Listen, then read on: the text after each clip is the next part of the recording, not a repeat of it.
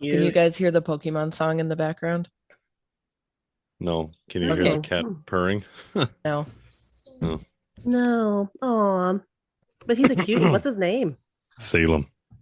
Salem. That's a good name for a Yeah, black cat. right. Very good name. Oh, so how are you? Is that directed to me? Well, yeah, I don't care about my sister. I am getting over something. I thought I was lucky. Everyone was falling like flies beside me. And I was like, oh, that sucks. Hmm. But I'm feeling good. I'm feeling strong. At And then I least, like, yeah, it just was like I got hit by bricks last week. Like it was so sudden. Like the morning I was fine. And like that afternoon I was like, oh, uh-oh. So, but I guess my inner gloating just backfired tremendously. Because not only was I like sick with something flu like, but I also got like a round of something stomach like. And I was like, Oh what is happening? no. hmm. Yeah. So not fun. I hope that I sound semi-human though. No, you sound Sound fine. fine. Okay, good, good. How about you guys? You seem all healthy. Well, yeah, we're fine. Um, are we talking physically or mentally all there? Because I don't think either of us have been there for years, but Well, have you escaped this whatever going around, this flu slash plague? I I mean, started getting a sore throat this afternoon, so now I'm super nervous. So I've got uh, my lemon ginger tea with my honey. Like, come on, do your magic. well, I and know. I don't have children, and And you don't work so in I a petri dish? and I don't work in a petri dish, so I am not sick. I've got whiskey and amaretto in my Ooh. glass, and yeah, we're gonna have some fun.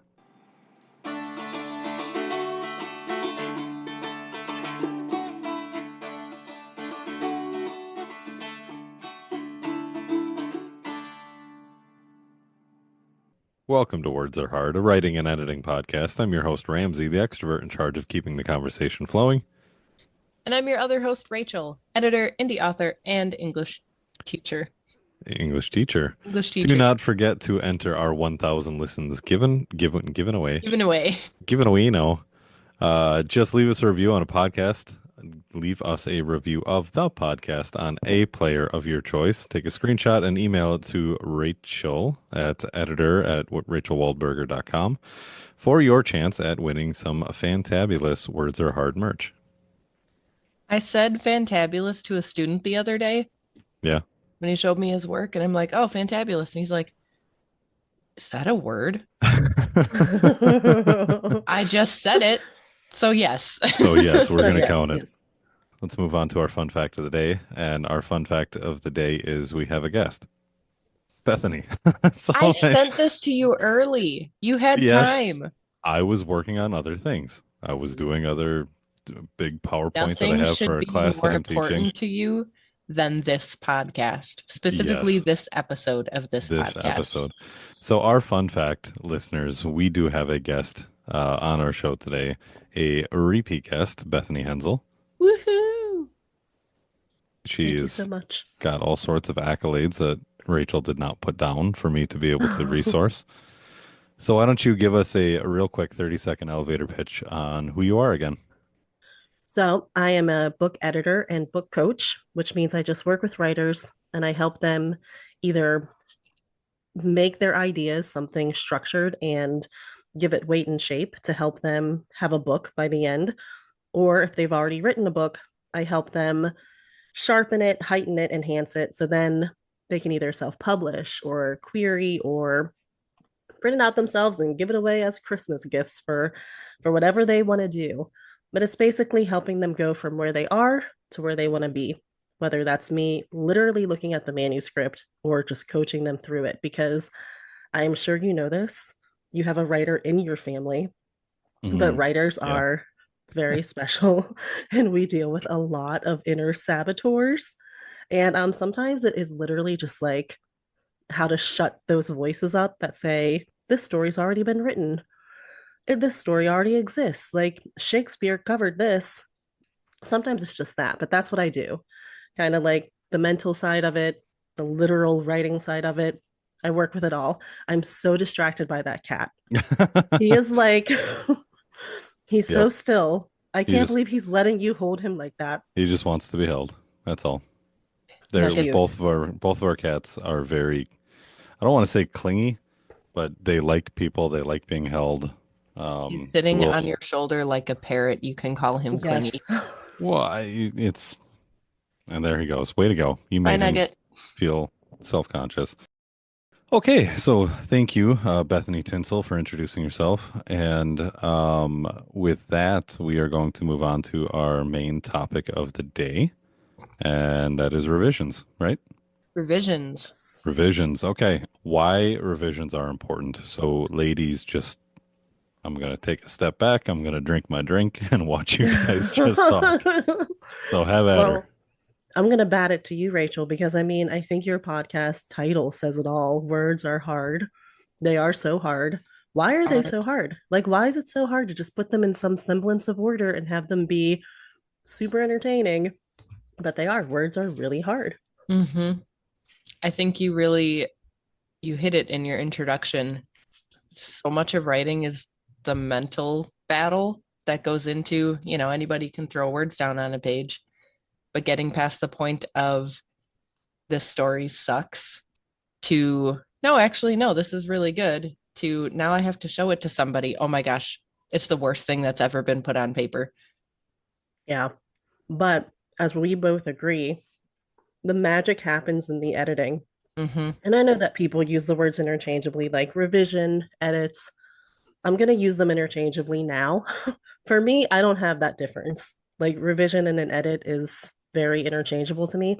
Do you have a difference in those two words? I do, yeah, but it's the English teacher side of me. Okay. Um, I teach kids that revisions are like bigger picture things when you're changing sentences or moving things around or taking things out, like you're actually changing the story. And edits are more like spelling and grammar and punctuation and Mm, mechanical side of things. That makes sense. that does make sense. I can totally get on board with that. So, why are revisions so important then, Rachel? I take like just with my drafting process, if I don't just get it out, I will sit and spin my wheels forever and ever and ever. So like Okay. my draft is very chaotic. My first couple drafts are very chaotic, but it's because I can trust that the magic happens in revisions, like Bethany said. Like I can go back and I can fix this. You can edit a terrible story. You cannot edit an unwritten story. Okay. So, your main goal is just get something on paper and worry about it later. Yep. Okay.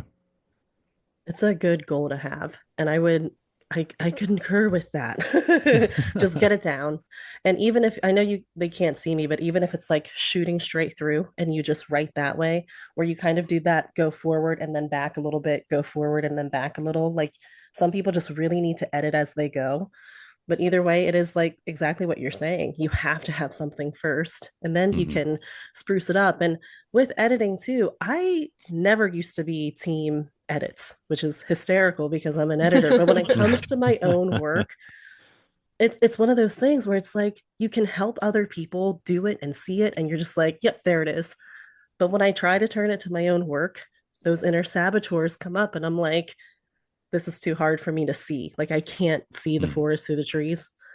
Did I say that right? Or is it the trees through the forest? Yeah. I We, always we, No, like no, we you're got good. what you mean. okay. However, I've gotten a lot better at it because I've really embraced the magic of editing and revision and what that can do. It's just my favorite quote about this. And it's not about writing or editing, but it's like about art. And I think Rachel, I've told you this. It's that Michelangelo quote where he says, I saw an angel in the marble and I carved until I set her free.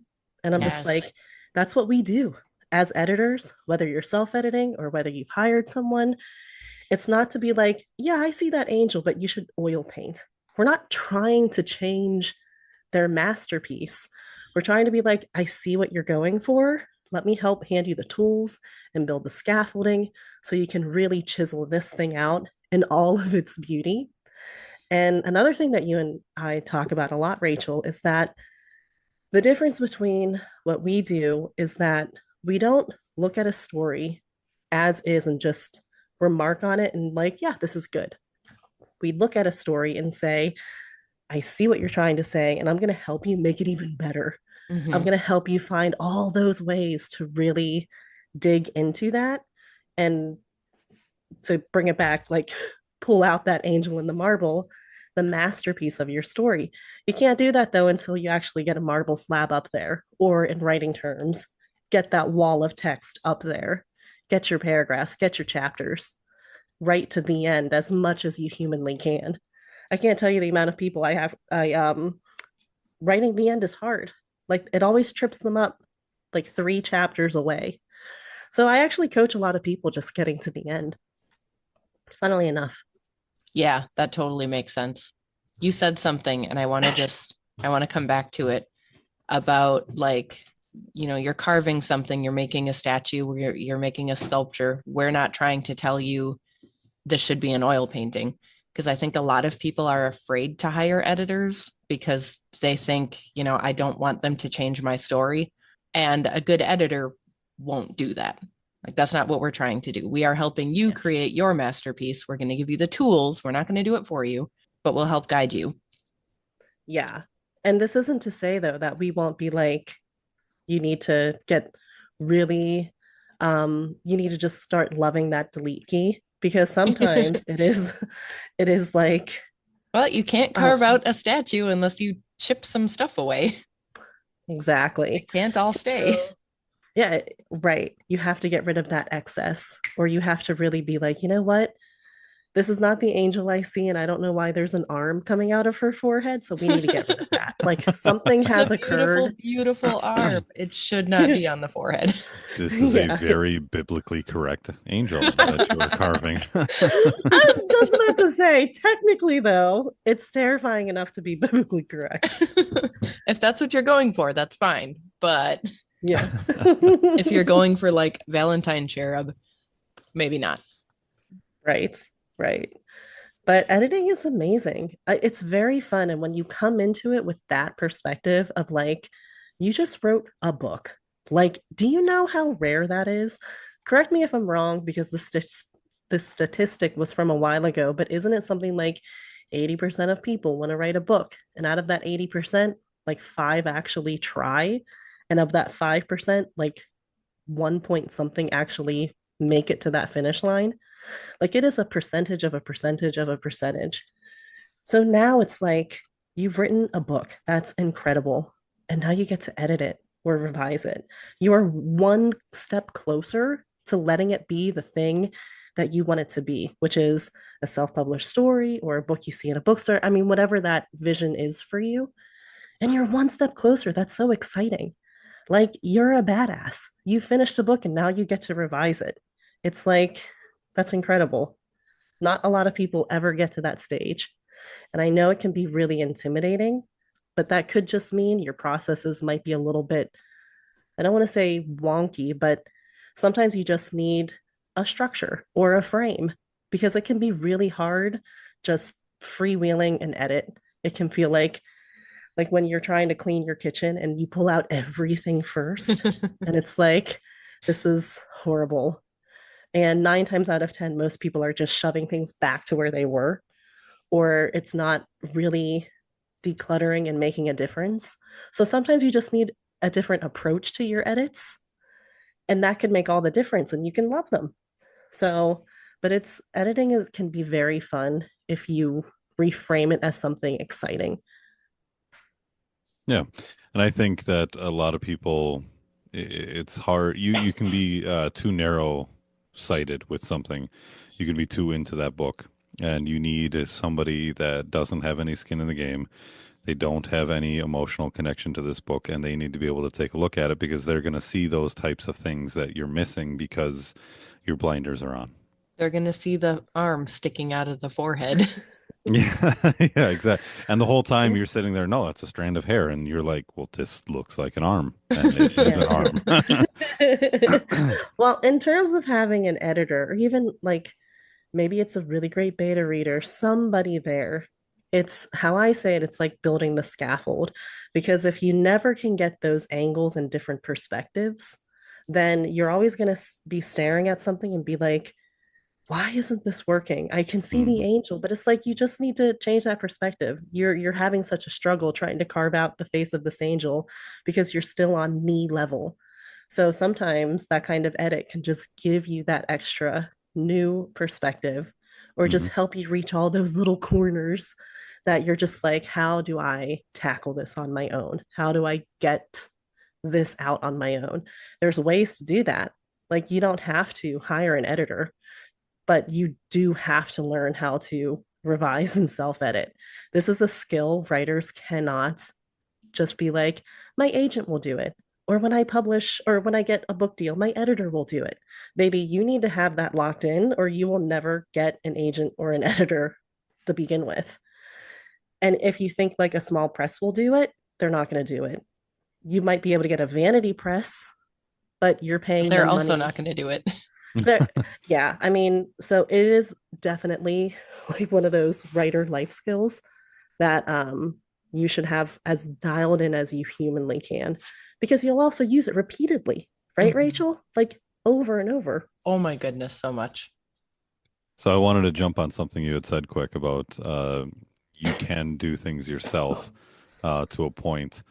Um, we just had an episode come out last week about artificial intelligence, and I wanted to Mm. just get your hot take on it real quick. We don't have to go down a very long rabbit hole. Just real quick, what is your opinion on AI in the editing world of writing? Right now, I don't think like there. Would you say that Grammarly is AI? I don't know if I It's would count that. it's assistive AI, definitely. I think it is moving toward generative, though. I don't use it, so I'm not super familiar with where it's at right now. Mm-hmm.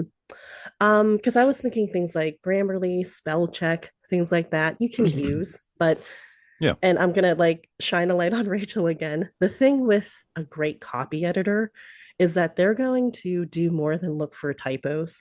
They're really surgically looking at every syllable of your sentences and making sure they make sense. They follow the rules of grammar, or when they break those rules, they do it in a way that still maintains your voice, style, tone, everything. And Grammarly and spell check is not going to do that. Hmm. And as a developmental thing, I really I don't I don't know too much about the editing of it. I know generative, like people are using it to actually write their stories. Hmm. Yeah. But to edit it, Rachel, I don't know. I feel like it wouldn't even be on par with that. This would be a case of looking at the book as is, most likely, and being like, I don't know. Like, do you think it Right. would say this is fine? Well, that was one of the things we talked about with that episode was that generative AI cannot analyze. It can pick out data points, Yeah. but it can't look at a story and say, this is how I'm going to help you maintain your voice. Like Hmm. it does not have that function. You need an actual person to do that. So at what point, Rachel, are you going to start training artificial intelligence to be able to do that and sell it for billions and billions of dollars?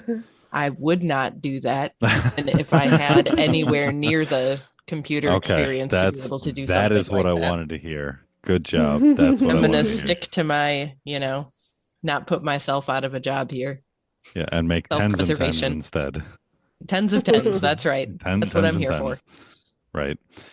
It's a little scary seeing where AI can be taken with some things, and I'm curious to see legislation and different types of things that come out to combat the AI wave, especially for artists, whether it be physical medium or written word or musical notes and stuff, Good job. things like that. Yeah, I know words are hard. See, Words are Um, hard.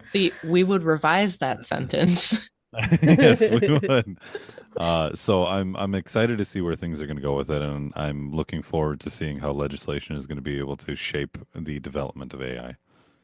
So there you I go.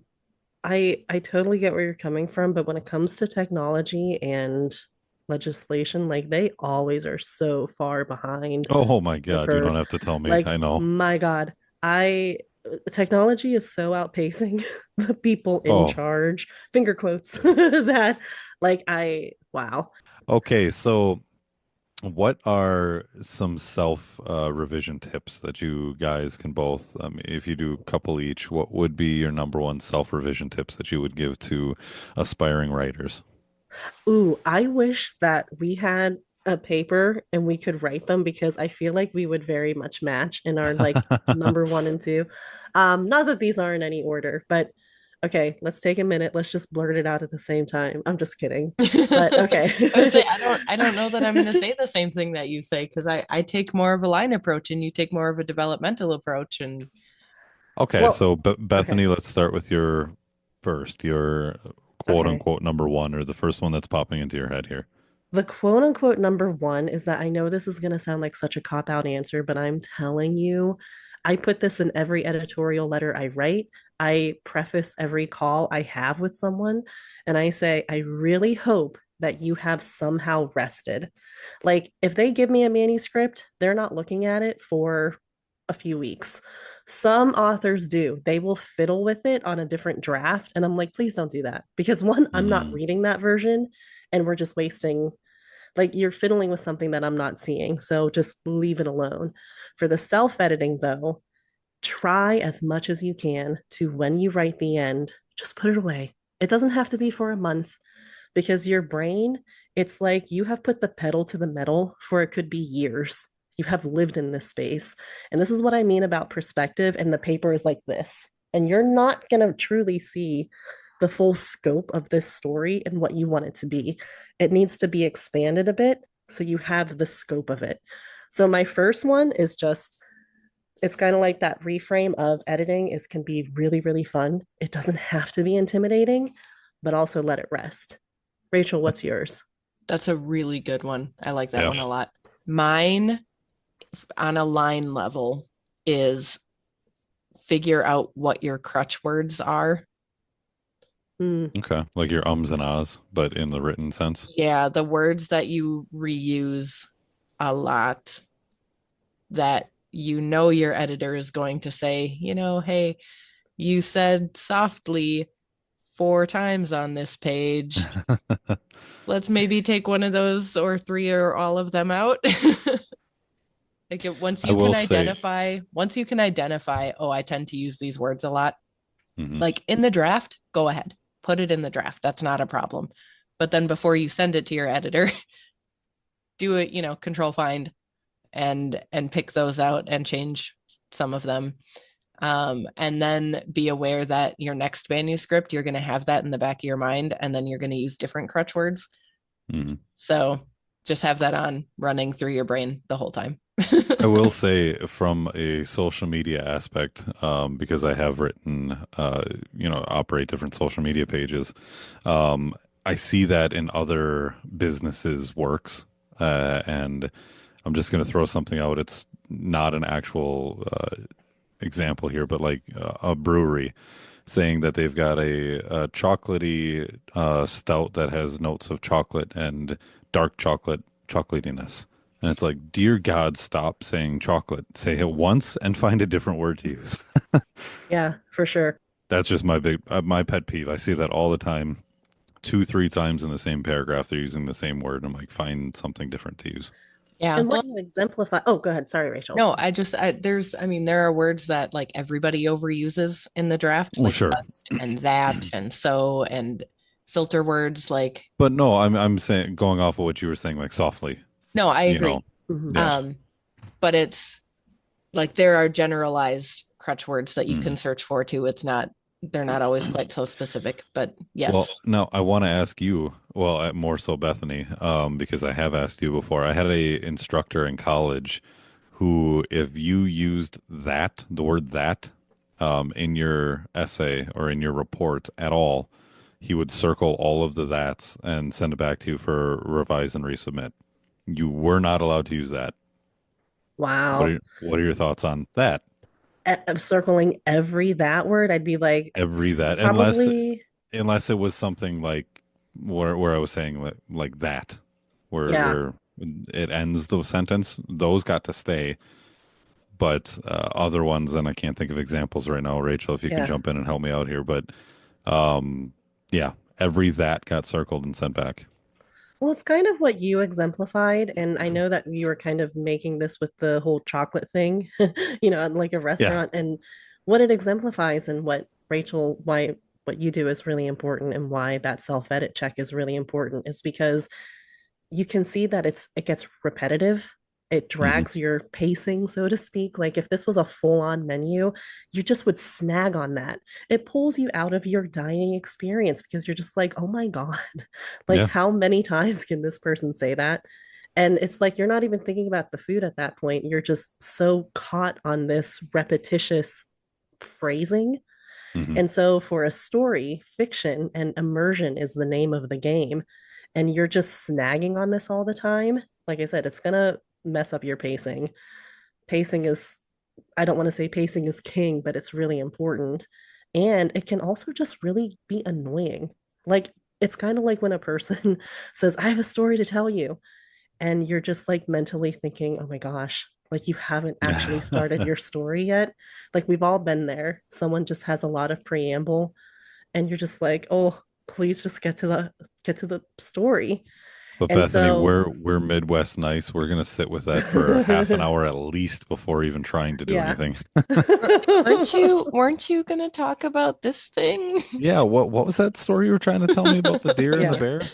Yeah. You politely try to steer it, but it is one of those things where if you can imagine a whole book and to put it in like a book term, it could be chapters 1 through 5. It's like it might be full of really great writing, but if it's just preamble, if it's just that sensation of what are we doing here? Like, you got me, your premise got me. Like, I love what you're trying to say, but I have not actually gotten to anything. My little Hmm. sister used to dance. She took dance lessons and she would try to rehearse in the living room and say, I want to show you my dance. And I'm like, okay. And then she would talk for 10 minutes about the steps. And I'm like, just show us the dance. Like, it's okay. But it's like she just had to explain it first. Hmm. And I'm like, just dance. Just dance. Just dance. Ramsey, Yeah. what is your self-editing tip? Um. Oh, Good look at job. that. We're out of time. Oh man, my self-editing tip. I would probably my biggest thing that I've done when I've written reports and I've done and my reports are done chronological order. It's a very specific writing style that has to be done for things. It's write the whole thing, write everything that there is, and then go back and rewrite it basically. Write it a second time. There's always in note taking and things, you listen to the entire story that's being told to you, you write the entire story down, then you read the story back to that person and re-edit it in that sense. So there's kind of like a live edit going on. And then when it comes to your paper, I try to always do it off of memory. So I try to write my entire report off of memory and then I go back and re-look at my notes and then re-add things as I've missed them in my notes. Does that make sense? That would be Mhm. kind of an interesting like fiction exercise because the things that you remember are Hmm. going to be, whatever you find to be the most important. And like it would be interesting to see, all three of us write down what we remember from a conversation, Yeah, and we're all going to write down different things. We're going to focus on right. different things. That would be Mhm. just kind of an interesting exercise. Hmm. Yeah. Yeah, I'm gonna patent that now. Intellectual property. There you I go. get royalties on this. So, Call it the but yeah, Ramsey method. the Ramsey. Oh, good God. I'll tell you about the Ramsey rule in high school. That's still a thing going on 10 years later. I try to be quick with this. I forget what year it was. Oh, it was my senior year. They introduced demerits to the school system. So my homeroom, I would show up late to a lot, because it was dumb. And my homeroom teacher was finally like, okay, if you're not going to start showing up homeroom on time, I'm gonna have to start giving you demerits. I'm like, cool. How about instead I bring in donuts? And he was like, okay. So I started bringing in donuts, and if I was late, I just brought in a box of donuts. I'd walk in, he'd look at me, and I'm like, tomorrow, and he's like, okay, and I'd bring some in, and it got to the point that other people in our homeroom, if they were going to show up late, they would just walk in and be like, donuts tomorrow, and he'd be like, all right. Well, it got to kind of become so popular that he started doing it in his science classes because he was a science teacher. So he started doing it to his science classes, and somebody would walk in and be like, Ramsey rule, and they'd be like, yep. And they'd bring in donuts the next day for class. Uh, it got to the point that it spread from the science, from his science classroom to the entire science department, to the English department, to the math department, to the social studies department. And like half of the school was doing this at one point. And I know that it was in fact happening because my buddy's friend, I'm sorry, my buddy's brother was several years younger than us, and he said that in his history class it was still being done, and this was like 5 years after I graduated. It was still being done, and it was still called the Ramsey rule. And like nobody in the class knew who Ramsey was, and he's like, I never even put two and two together. And I'm like, dude, I'm the only Ramsey that you know in existence. How couldn't you have put that together? But yeah, so that's the Ramsey rule. That's my legacy at the high school. I feel like a lot can be forgiven with some good food. You bring in donuts. I feel like you learned like a life lesson. Like you didn't even know about that life lesson. You just didn't want the demerit, but Yep. it's something that you can take with you for as long as you Yeah. live. Yeah. The lesson being bribery works. As long Sugary as it's foods donuts. work. Yeah, sugary foods work. Yes. Okay. With that, let's get back on to track here. We are continuing our conversation here about revisions and why they are important. And I think the most recent thing we were discussing was my instructor's anal edits of that, Which which I do have to say, Mr. Feeney, if for whatever reason you end up listening to this podcast, thank you, because it's actually made my report writing a hell of a lot better doing by that. by But anal he means accurate. yes, yes, the red pen R and R with the circle around it was just heartbreaking every time you got that. Yeah. So, Mr. Feeney, thanks. Now somebody else talk. We were talking about our big rules for editing in no particular order. So, Yes. Rachel, I do have another one. I think the thing that I try to keep in mind with my own edits, and then the thing I look for in other people's writing is what is your most important thing? And that's on every level for the whole story, like total, what is the thing that you want to get across? Or the few things that this is what I have to keep, this is what I am not going to take out, I'm not going to edit this out, I'm going to edit to make it better, but this is staying to the end. And then at a chapter level, what is the thing that has to happen? On a scene level, what is the thing that has to happen? And if you can't name what that thing is, you need to do a little bit more work on the structural level before we can even move on to the lines. That was Rachel's second revision tip. So, Bethany, what is yours? it's kind of similar, but also a little bit different. Same, I would same, but say different. same, but different. Have that image, like know what you want your story to do. I always say, do the best friend test. You have finished a book. Like, imagine you've just finished it. It's amazing. It's everything. And your reader shuts the book and they immediately call their best friend and they say, I just read the best book. What do you want them to say about that story? Is it supposed to be this action packed John Wick type thing, but with pirates? Or is it supposed to be like a swoony, you just can't get it out of your head romance? Or what do you want the story to be for your reader? But with that clarity, don't hold the actual words too tightly, because I always say, like, be friends with that delete key, because sometimes it is very much to get to that final image, to get that angel out.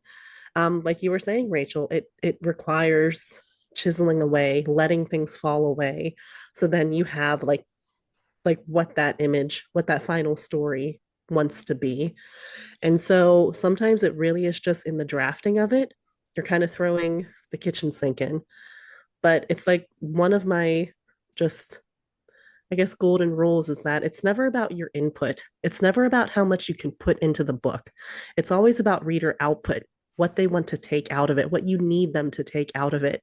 And so if you throw everything in, it can actually clutter up the whole story. If you throw every action scene in, what's that saying? If everything is important, nothing is important. So if Hmm. every single moment is high octane, it actually makes it so nothing is high octane.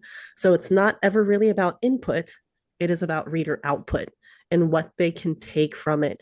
And for that, you have to have clarity of vision, clarity of sentences, clarity of structure. And so that's why I'm saying I agree with you there, but also don't hold the story so tightly that then you're afraid to actually get in there and delete and let it go and put them in files for later. So you want to get used to that delete key. Yeah, I get around that by having a scene graveyard. Yeah. So then everything that I delete, it doesn't get deleted, it goes into the scene graveyard.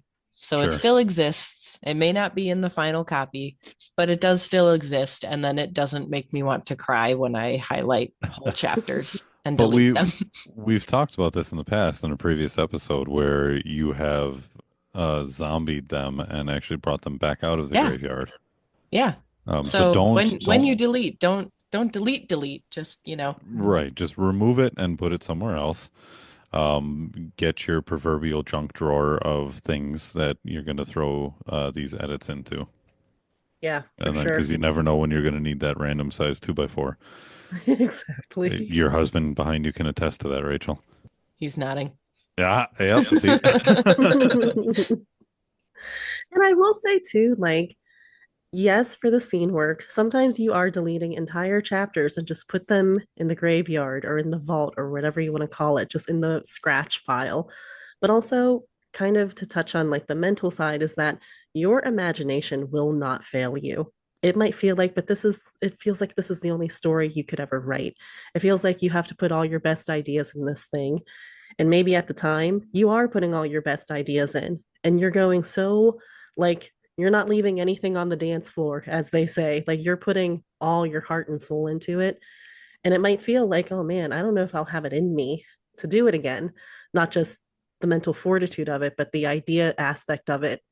But your imagination will not fail you. You're a writer, you will have sparks of inspiration from anything, everything, and all the time. And so that's why I'm also saying hold on to your story loosely, because this is not the only thing you will ever write. This is not the best thing you will ever write. It will, you will get better and better as you continue. But if you're holding on so tightly, it's kind of like holding on to the edge of the pool and you're never going to really make it across. Hmm. And so I'm saying that almost like in a career sense. If you're so just holding on to this one book, one draft so tightly, that it's preventing you from finishing, learning from it, dealing with it, it's going to clog up all your other stories. And that can actually exacerbate that sensation of, but I'll never have an idea again. So be loose about it. Your imagination's not going to fail you. Yeah. That's a really good point. And if it ever does, there's sacrifice a goat to the bard, to get that writer inspiration back. Just go full pagan on it. I'm There totally you kidding. go. Okay. Are there any other quick revisions that either of you guys want to cover real quick once? No, revision is such a when you get into it, it's very you just scratch that surface and you realize that, oh wow, there's a lot you can talk about when it comes to revision. Hmm. And so that's why I'm a big proponent of having formulas, frames. So then when you do start getting in there, you're not just like, oh shit, this is so overwhelming that I'm just going to shut the book and deal with it when I have more time or when I'm not busy at work. And that kind of pushing it off can last for years. I have worked with Yeah. people who have spent 17 years, 22 years in this kind of state of just like, I don't know what the hell I want to do with it. I finished this book kind of, but I know it's not in its final form. Hmm. You mentioned Pokemon, Rachel. Like I like the little I like the little dragon like one with the flame on its tail. Which one Oh, is that? Charmander. Yes. But he's so cute, but he turns into like a full-on dragon, right? Yeah. Okay, that's what he is. Okay. So it's like it remains in that state before it transforms or whatever word a Pokemon goes through. What word does it go through? I don't know. This is Transforms. amazing. No, it evolves. It evolves. Evolves. Okay. Yeah. Before it grows up. So then, Bethany, can you please have a conversation with George R. Martin and tell him to finish the damn book? He's Let it be a isn't Charizard, man. isn't he like doing a new show? Like I he's mean, he will not finish the last book. And I think the reason is, I mean, he's been working on it for 30 years. But I think the reason that he will not finish it, I think he has it done. 100% he has the book done. He's gonna wait till he dies and then it's gonna be released because he doesn't want to have to compete with what HBO did with Game of Thrones. mm, But but I everybody was hated that ending, yeah. didn't they? Yes, I was they just about did, to say. but both of you, I am 100% sure, can attest to what if mine's worse? What if they Yeah. No, hate mine worse? no, I don't have that problem. I'm like, I could absolutely do better. This is Okay. nonsense. Give it back to me. Yeah, But yeah. that's my hot take on it. I think that's why he hasn't released it. I think he's waiting till he dies to do it. He'll work on other things like Interesting. he's worked on House of Dragons and he's worked on what's the next one that's coming out? Knight of the Seven Kingdoms. He's been involved with those, but that's my reasoning as to why it's been taking 30 years to finish the book. That's so interesting. Very neat. I mean, Yeah. I can see it. I'm also borderline conspiracy theorist, so I there's I take disagree that on with a grain of principles, salt. though. Oh, okay. So why is he taking 30 years to write one book? I didn't say I had a reason. I said I Oh, disagree okay. on principle. Okay. All right, fair enough. Okay. Hold Rachel, on. do you have one Hold more? on. Mike's got a theory. Ooh. Oh, Terry, do you want the answer? Yeah. He said he didn't. He hasn't finished the last book because they killed off two of the characters that have to be in the book. No, apparently the show killed off two of the characters that need to be in the book.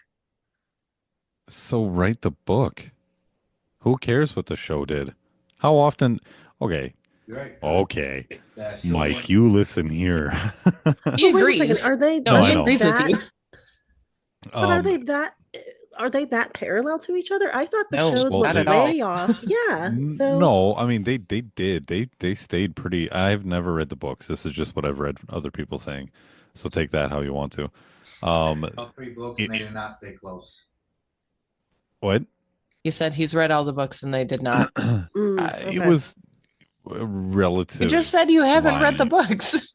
No, I know, but like at the very end, they killed Daenerys, and I'm sure in George J.R. Martin, whatever, yeah, Martin's books, I'm sure she's still alive Good in old his book. George. George, I'm sure she's still alive in his book, so that does throw a colossal wrench into things. Not really, because the show But is yes, its own thing and the book is that its own thing. Do what you want to do. yeah, that's what I'm saying. All right, Lord I'm of the going to cut Rings. all of this because Leave it in. We need I to hear will from say, Mike. I will say, just like as an aside to this, for people who, when I was like, your imagination won't fail you, this is actually a good way to get re-inspired, is just watch something that you either like don't think is good and be like, oh, I could have done that better. I would make this change because I'm a huge Hayden Christensen fan, Mm. but his filmography is full of hits and misses. Like it's rocky in some places. Anakin? And yes, like his post Star Wars prequel career, He little did bit something up and after down. Star I know. Wars? He's a good actor, but There's this one movie that I was like, I can see what it was going for, but the execution was bad. Like it Mm. just it probably got chopped up in the editing room. And I was like, I bet you if they would have just focused on these two characters instead of this one, it would have been epic. I mean, that's what editing can do. The Oscars were on yesterday. There is a whole category just for editing. There Hmm. is there's just so much that comes together. You know when to push in, when to pan out. You know who's plot threads to follow, when to let someone in, when to up the tension versus let it release a little bit. So that is the magic of editing and revising. See, now I do think of them as two separate things now. Thanks, Rachel. Yes. I will There no we longer go. use them interchangeably. That was my goal. That's Yes, the you whole have reason we converted. started the podcast. Waited for Exactly. 30 Just been episodes to get you on. one long ploy. Yes, the long Okay. game. Well, as always, Bethany, thank you for everything that you Wait, wait, bring wait, to. wait. Wait, wait. We got to talk about the Revision Academy. But that's not Yes. on here. No, that was supposed to come up. It's part of why revisions are important. Okay, you need to put this in here because I was getting sentimental. I was getting a little choked up. I was going to tell Bethany all these wonderful, nice, sweet nothings into her ear, Oh. and then you just stole all of that. So, Bethany, when you get nothing later, just know that it was Yeah. Rachel's fault. Thanks a lot, Rachel. Oh my Okay, God. What Rachel, I'm here go for. ahead. Take it away. What do you want to say? Uh, I Well, I I would. don't have a segue. Well, I No, am you have to keep really. all of this in here. I am really glad that even though we differentiated between edits and revision, thank God I called it the Revision Academy because it is focused on the big stuff. And I would have been like, damn it, I have to change every hyperlink now if I had called it like the Editing Academy. So I'm glad. But no, yeah, it starts. I don't know when people are listening to this. So it starts March 9th. I was going to say it starts this Sunday, but it starts March 9th. And it is 3 weeks of live classes. And you are actually a guest expert coming in because I know she's your sister, but please hear me. There is no one better. I have worked with a lot of copy editors, and I am literally blown away by every edit you make. Like it's magic. Oh, And so, I can yeah, see her like blushing from here. I know my strengths as an editor, and you kicked me out of the water with your copy edits and how you break them down. And so we go from top to bottom, the big structural, let's get that angel out of the marble, and then that kind of paleontological, is that a word? Like when they have those fine It is brushes now. and yeah, it is now. Like fantabulous. If that's a word, then it's a word. everybody knows what you mean. It works. Exactly. Those fine tools. And so the Revision Academy, I get it. Like this is not about politics, but on a grand scale, things are a little bit weird right now. And so, however you want to view that, and I know for a lot of people, I know a lot of people who have gotten laid off. I know a lot of people who are feeling a crunch. And one on one editing can feel very far away in terms of budget. It's like, how do I possibly justify spending 2,000 or 3,000 on a manuscript when all my bills combined is like 3,000 bucks for the month? Hmm. How can I do that? But like I said, whether you pay for an editor or not is completely up to you. But you need to learn how to edit yourself, self edit or revise. It's still a really necessary skill, whether you want to query the book or self publish it. I mean, you can do anything you want, but I would really caution against just writing a draft and then putting it up and then querying it out because it is such a compressed market. There's more agents leaving, there's more editors not working. The big five is becoming the big four, which I'm sure in our lifetime will be the big three in terms of publishing houses. So it's already getting harder and harder to stand out.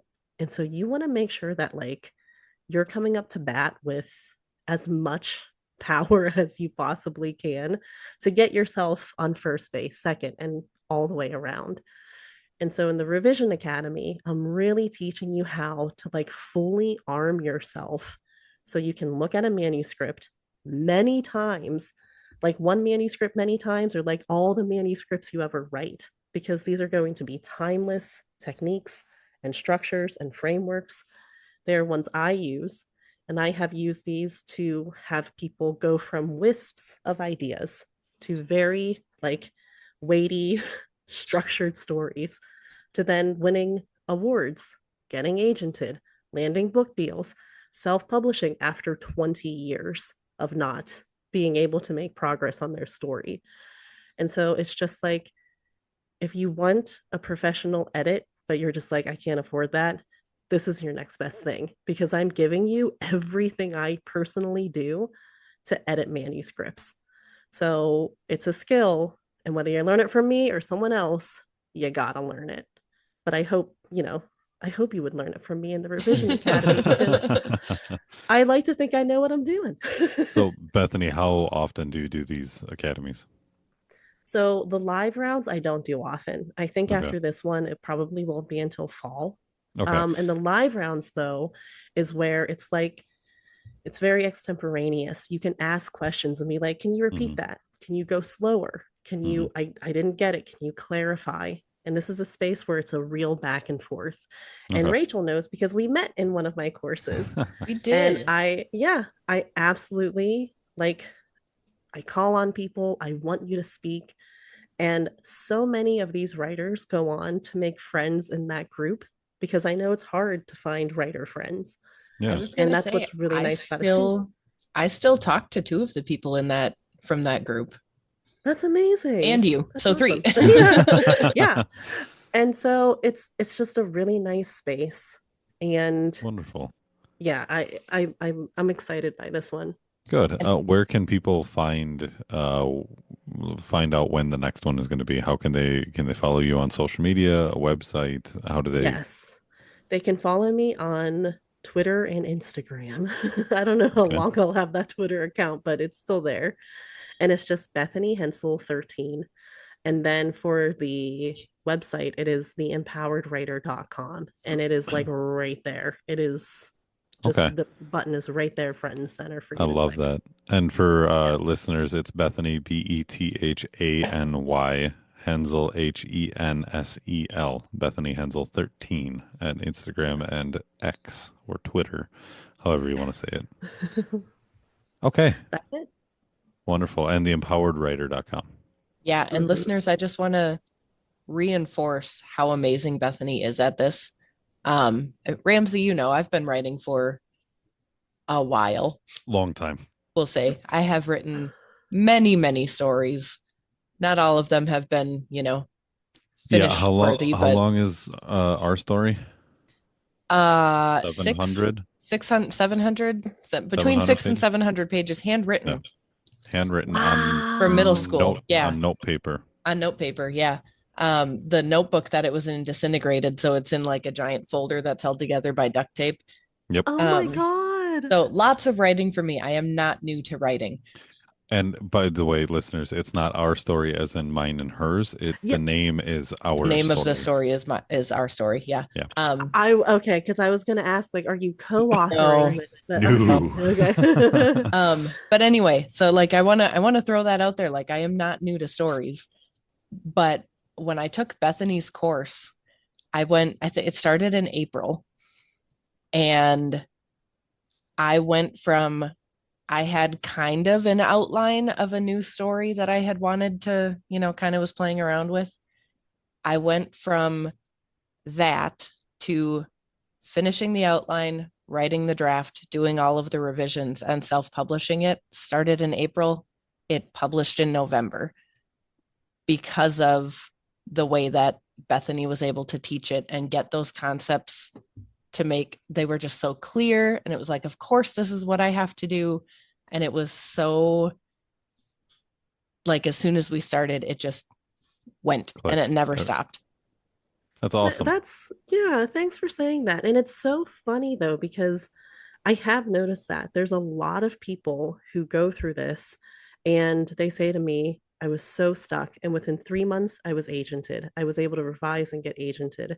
I was stuck, like I said, like that 17-year one, that Mhm. was not a number I just pulled from thin air. Like that is a woman I taught and worked with, 17 years of stagnation, of feeling really stuck in the mud.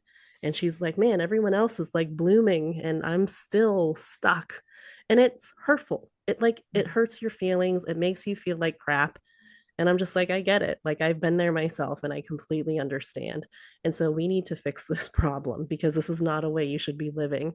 And so I started working with her in March. And from like March until December, I think, she had outlined her trilogy, wrote all three, revised all three, and released the first book and a novella. Holy crap. And That's it amazing. was fast. And then another woman was like, I'm turning a big age this year and I cannot let another birthday go by. I just can't. And I'm like, okay, then we won't. Like, we're on a No. tight timeline, but okay, if that's what you want to do. And I think I started working with her in January, and by July, we had worked together. I taught her these methods, these exact frameworks and structures that you will learn in the Revision Academy. And she, that wisp of an idea turned concrete. She wrote it, revised it, published it, all by her big birthday. And her series has gone on between two books. It's gone on to win 11 awards. Holy And crap. so once you get this, it is really, like I said, it's that clarifying moment. And you're just like, okay, we don't need all these gizmos and gadgets aplenty.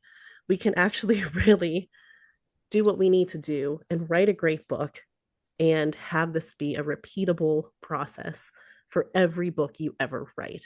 Mm-hmm. Because it is just no fun feeling like everyone else is going forward, making their book announcements, having cover art and covers, and you just are still like, what the hell do I do with chapter one? Like, like that's not cool. And so I love helping people out of that quandary. That's wonderful. Thank you.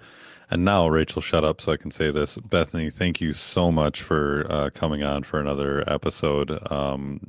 Obviously, you've helped out so many people in the things that you've done, and you're just a wealth of knowledge, and you have a plethora of things to talk about. So, thank you for coming. I'm sure we are going to have you back many, many, many more times after this. I would be delighted. Thank you. You guys are the best. I love your podcast. I love the banter so much. I You're mean, telling each other to shut up. yes. Nothing like sibling banter. Yeah. So, thank you again for that. With that being said, let's move on to our word of the day. So, Rachel, you can unshut up and go ahead and tell us the word of the day. Gee, thanks. When this episode airs, the Ides of March Mm-hmm. will be this weekend of when this episode airs. Okay. So the word of the day is Ides, Ides. which Ides. means the middle day of a Roman month. Real shocker there. Yep. Which means, of course, what's the language of origin? Roman. All sorts of them Latins all over the place. So why do they say beware the Ides of March? March 15th. That was when Like- Caesar was killed. Yep. Oh. So beware the Ides of March. Basically, it was time for treacherous backstabbing. So Oh, wow. heads up, Okay. we're gonna murder you. For literals. Oh my God. Yeah. What did you say, Rachel? For literals. For literals. Oh. Yeah. I thought you said per literals. I'm like, what's that? Is that Ooh, what's New a per literary literal? term. yeah, what's per literal? I like it. Dropping new literary I devices. mean, there have been a lot of times. So I have a pen name that I write under, and you, Rachel, have been editing this for me. And there are so many times, Ramsey, that she drops she explains why she's making the revision, which is really nice. I feel like I'm getting an education. But that's why I was like, what's a perliteral? Because she will say the name. She'll say the name of something. And I'm like, I have never heard of this before in my life. Do you want to know it's why amazing. that she does this? Why is that? Because she's a colossal dork. Because I'm an English teacher. It is in my literal job description. Your per literal job description. My per literal job description. I don't know. I've had a lot of English teachers and like you really like get into it. But I mean, I knew she was a dork when and I say that lovingly because it's like I my accept it favorite thing lovingly. about you. Like your plants are named punctuation, like Yeah. types of punctuation. Oh, That's I incredible. didn't know that, and I'm sad now. Yeah, you knew about Oxford. I never put that as in the comma. I As in the just comma. Of course, the comma. right. I know, That's and yeah. Okay. I love it. Just I'm gonna drink now. Oh, good. Then I can go on with my segment. So the Ides Oh, yeah, we're still is on Oh that. yeah, sorry. early early 14th century from Old French, Ides, which comes Okay. from the 12th century from Latin, a word perhaps of Etruscan origin. Etruscan. Yeah, in the Roman calendar, the eighth day after the Nones, Hmm. corresponding to the 15th of March, May, July, and October, or the 13th of other months. Hmm. I like it. So you could say beware the Ides of April. Beware the Ides of Well, it has to any be month. It's got a to, month with 30 days. yeah. Oh, okay. But yes, any of those other, the Ides of July, totally a thing. Hmm. But because Caesar was killed in Yep. March 15th, that's Yeah. why March That's gets why that people know special it. call Yeah. out. Yeah. The Ides of Okay, March. I like gotcha. that. If you want to go down a deep rabbit hole, you can get into the whole Roman calendar as a whole. Oh, yeah. There's There's super crazy stuff in there. oh my God, it's insane. The Oh amount wow. that um was stripped away and robbed from the Roman calendar. It's insane. You can go Hmm. down a huge rabbit hole for that. Wow. But that is for a different podcast at a different time. So, if you enjoyed the show today, make sure to subscribe and leave us a review and follow Bethany Hensel.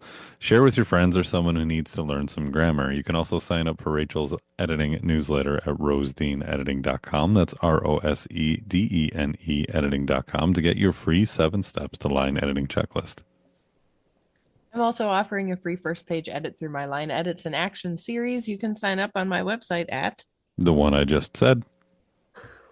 .com and you'll be entered into a weekly drawing for a free line edit of your opening page.